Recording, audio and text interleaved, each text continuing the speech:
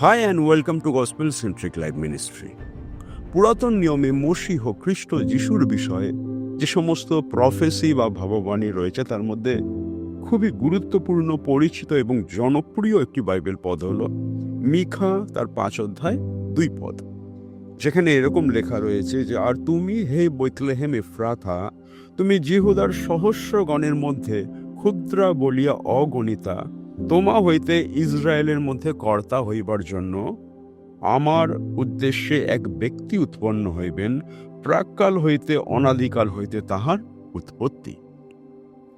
3টি বৈশিষ্ট্য খুব গুরুত্বপূর্ণ বিষয়, যেটি 2 পদ থেকে আমাদের বোঝার আছে।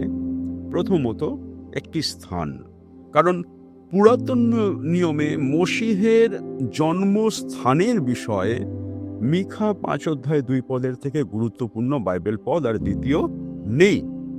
আর বেথলেহেম, যেটি জেরুসালেম নগর থেকে প্রায় 4.5 মাইল দূরে অবস্থিত একটি ক্ষুদ্র ছোট্ট অগণিতা শহর, জিহুদার সহস্রগণের মধ্যে, সকল গোষ্ঠী, সমস্ত স্থান, নগরের মধ্যে সব থেকে অকিঞ্চিত, সব থেকে ইনসিগনিফিকেন্ট, সব থেকে ক্ষুদ্র ছোট একটি শহর।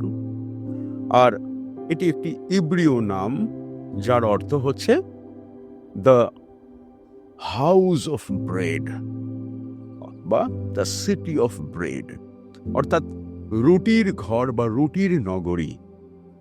আর এই ছোট্ট ক্ষুদ্র বেথলেহেম নগরে স্বর্গীয় মান্না, স্বর্গীয় খাদ্য, জীবন রুটি প্রভু যিশু মসীহ তিনি আসলেন, জন্মগ্রহণ করলেন।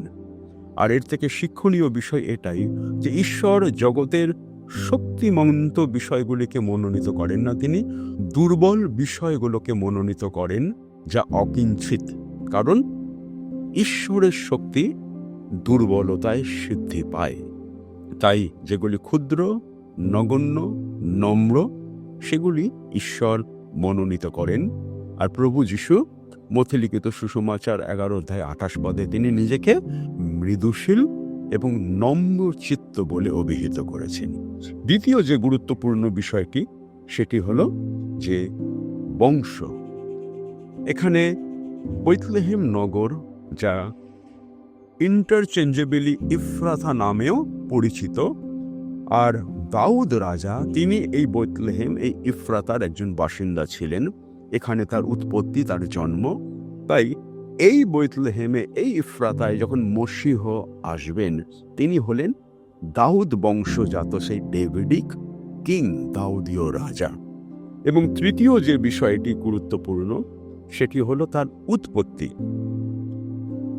এই 2 পদের শেষ অংশে যেখানে বলছে যে প্রাক্কাল হইতে অনাদিকাল হইতে তাহার উৎপত্তি, তার প্রি এক্সিস্টেন্স, যেটি যোহন লিখিত সুসমাচার 1 অধ্যায় 1 পদ থেকে আরো স্পষ্ট হয় যে আদিতে বাক্য ছিলেন, বাক্য ঈশ্বরের কাছে ছিলেন এবং বাক্যই ঈশ্বর ছিলেন, আর সেই বাক্য মাংসে মূর্তিমান হইলেন, আমাদের মধ্যে প্রবাস করলেন।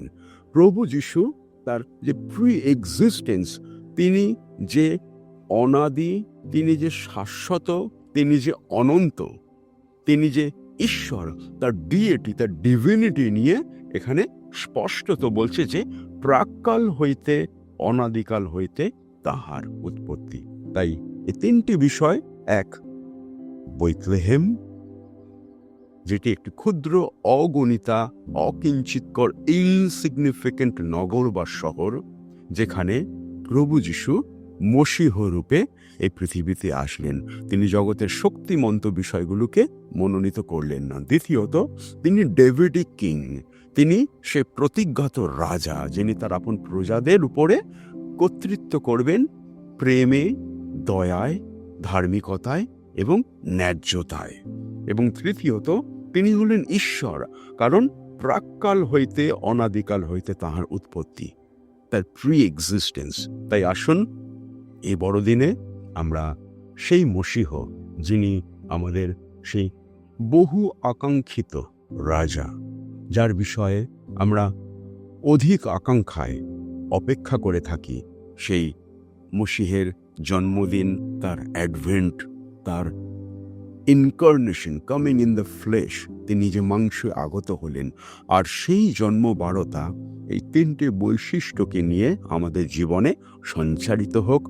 আমরা যেন নিজেকে নতনম্র করি, আমরা যেন সেই দাউদ রাজা, ডেভিড কিং মশীহ রাজাকে, যিনি আমাদের কর্তা, যিনি আমাদের প্রভু, তাকে সম্মান, তাকে গৌরব, তাকে মহিমা প্রশংসা দিতে পারি এবং স্মরণে রাখতে পারি যে কারণ রাজ্য পরাক্রম মহিমা যুগে যুগে তাহারই, কারণ প্রাক্কাল হইতে অনাদিকাল হইতে তাহার উৎপত্তি।